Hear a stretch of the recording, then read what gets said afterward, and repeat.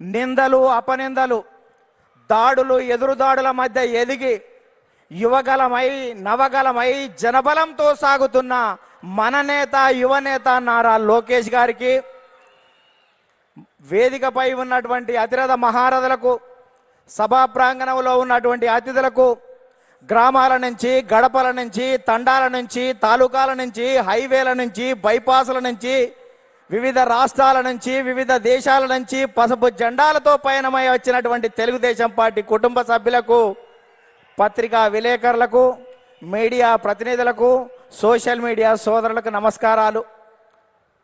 అందుకనే చెట్టు మీద కూర్చున్నటువంటి పక్షి కొమ్మ బలాన్ని నమ్ముకోదు, రెక్కల బలాన్ని నమ్ముకుంటుంది.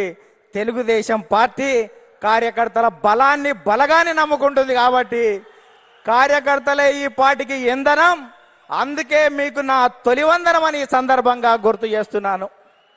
అద్భుతమైనటువంటి వాతావరణం ఇది. మొన్నటి వరకు ఒక రకంగా ఉండే, మా కాడ ముక్కోడు పోయిండు, మీ కాడ తిక్కోడు పోయిండు.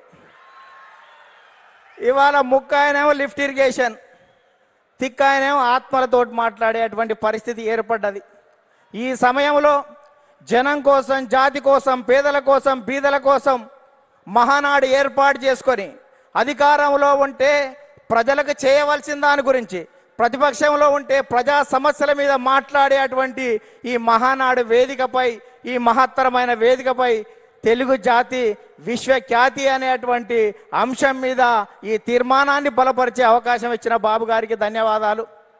సోదరులారా, స్వర్గీయ నందమూరి తారక రామారావు గారి మనందరి ఆరాధ్య దైవం, తెలుగువాడి ఆత్మగౌరవానికి ప్రతీక, నమ్మిన సిద్ధాంతాల కోసం మడమ తిప్పని యోధుడు, ఎందరికో రాజకీయ జన్మనిచ్చిన కారణ జన్మడు, సినీ వినీలాకాశంలో రారాజుగా వెలుగుతున్నటువంటి సమయంలో రాష్ట్రంలో, కేంద్రంలో ఉన్నటువంటి పరిస్థితి చూసి ఢిల్లీ పురవీధుల్లో దిగజారుతున్న తెలుగువాడి ఆత్మగౌరవాన్ని పరిరక్షించాలని, తెలుగువాడి ఆత్మగౌరవం అంగట్లో అమ్మే సరుకు కాదని నిరూపించాలని, గాఢాంధకారంలో ఉన్న తెలుగు జాతికి వెలుగులు ప్రసాదించాలని, రాష్ట్రంలో ఉన్నటువంటి ఆర్థిక అసమానతలు, సాంఘిక దురాచారాలు, ఇవాళ నిరుద్యోగం, నిరక్షరాస్యత ఇటువంటివి పారదోలాలని, పేదల కోసం, బీదల కోసం, బడుగు జనం కోసం, పల్లె ప్రజల కోసం, అణగారిన జనాల అభివృద్ధి కోసం ఆదర్శవంతమైనటువంటి విధానాల ద్వారా తెలుగుదేశం పార్టీకి శ్రీకారం చుట్టాడు అని ఈ సందర్భంగా గుర్తు చేస్తున్నా.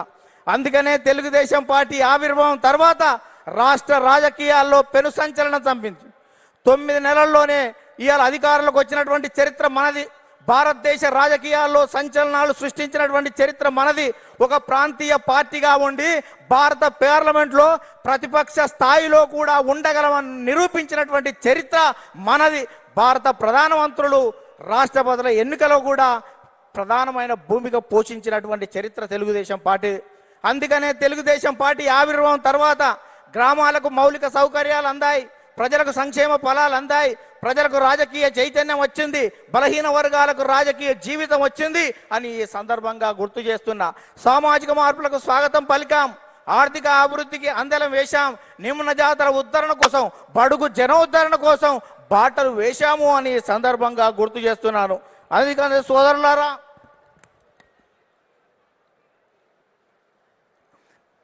బడుగు జనోద్ధరణ కోసం బాటలు వేశాం. అందుకనే గతంలో రాజకీయాలు భూస్వాములు